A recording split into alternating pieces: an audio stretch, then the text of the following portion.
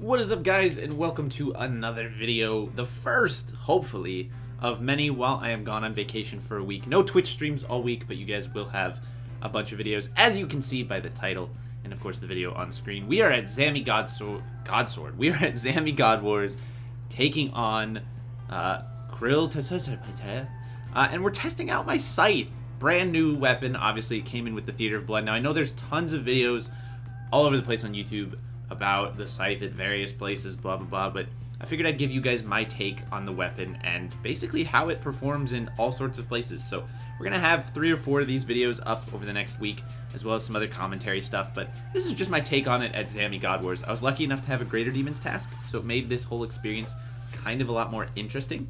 It also, I gotta say, probably looking back on it, made me a little more biased as to how well the Scythe performed. So first and foremost, the biggest problem with the Scythe at Zami God Wars is the minions. That melee minion is a huge pain in the ass, and I'm sure you'll see it in some of these clips where he just decides to walk underneath the boss, and that's a big problem with the Scythe.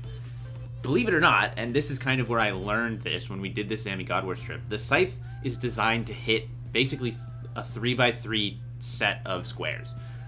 The problem with that is even if you're targeting one monster, if there's another monster in that set of tiles, it could potentially target that monster first, which makes things get really weird.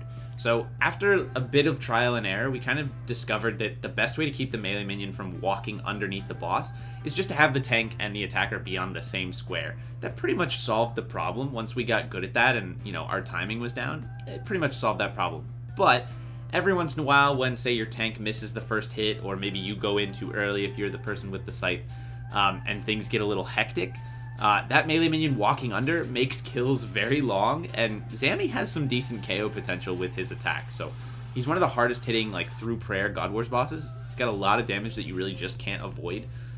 So it's definitely something that, you know, you do have to be concerned about positioning, and that's not something you have to do at a lot of God Wars bosses, but the Scythe totally changes that.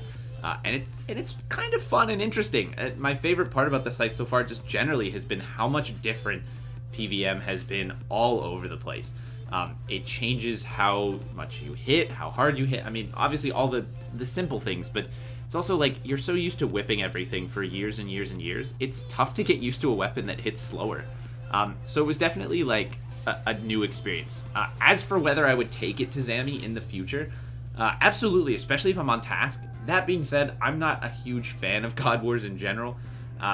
It's the kind of thing where you spend about 30 seconds fighting the boss, if that, and then you're kind of just stale for a minute and a half. So God Wars is not the most entertaining content in the world, but I gotta say, if I was going to be farming God Wars, especially the Zami boss, obviously that's what we're talking about in this video, the Scythe is like a no-brainer. If you have it, you should absolutely bring it.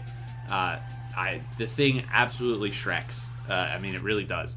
It's a lot of fun seeing those big numbers pop up. That's another kind of fun thing about the Scythe, is that you never really get to see your max hit. I don't think I'm ever going to see my max hit, just because it's going to be so rare for all 3 of those numbers to be exactly perfect. Granted, you're hitting with this thing thousands and thousands and thousands of times. Eventually, it's probably going to happen. But I do have to say, it's gotta be, I mean, it's astronomically rare. So there is always that kind of mystery of like how high you're hitting.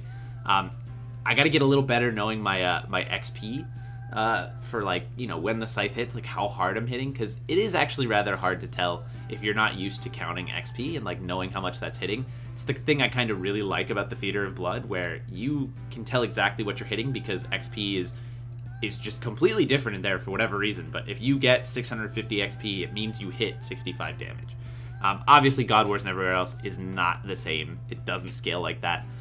If only. Everywhere else, I believe it's ×4. And then, of course, there's a little HP XP in there as well. So it's a little confusing if you're trying to figure out what you're hitting. But again, it is so satisfying to see all 3 of those hit splats show up and then be crazy high and just watch the boss's health melt away. So if I was to give the Scythe a rating at Zami, we're going to do like a rating system for this. It's certainly, and I think the way this rating system is going to go is basically like comparing the Scythe, not necessarily to itself, because you know, we're going to be giving it really low scores. We're going to basically compare and rate based on the alternative, what you would be using at Zami otherwise.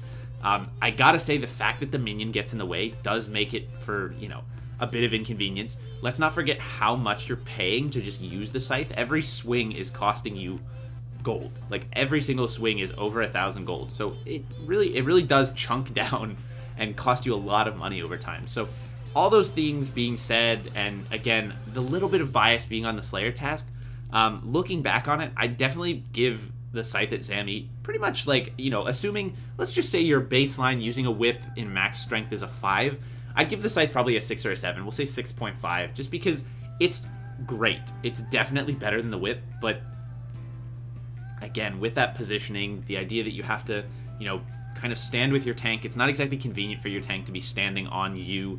There's a lot of kind of just things that don't work out the best way you'd want them to, but it's a 3x3 boss, and therefore the Scythe goes nuts. So it is a lot of fun. Again, this is not something I expect a lot of you are going to be able to actually go out and test, but should you strive and achieve for a Scythe and finally get one, Zami God Wars is definitely a place you can use it. It is certainly a place the Scythe can be used. So that's going to do it for the first episode, guys. I hope you will join me for another one. And as you've seen, probably somewhere in this video, we did actually get a drop during this small little trip, which is kind of great. So yeah, it was a good time, guys. I would definitely do this again if God Wars was actually fun and exciting. So pending that, you know, that's kind of the deal breaker. Anyway, that's going to do it, guys. Thank you so much for watching. I hope you will check out the rest of the videos for this week while I'm away on vacation. They premiere live on Twitch an hour before they go up on YouTube, so if you want to watch with the Barrows hood before they go up on YouTube, feel free to check those out on Twitch. They're going live every single day at 2 p.m. Eastern. Hope you guys will check them out, and I will see you in the next one.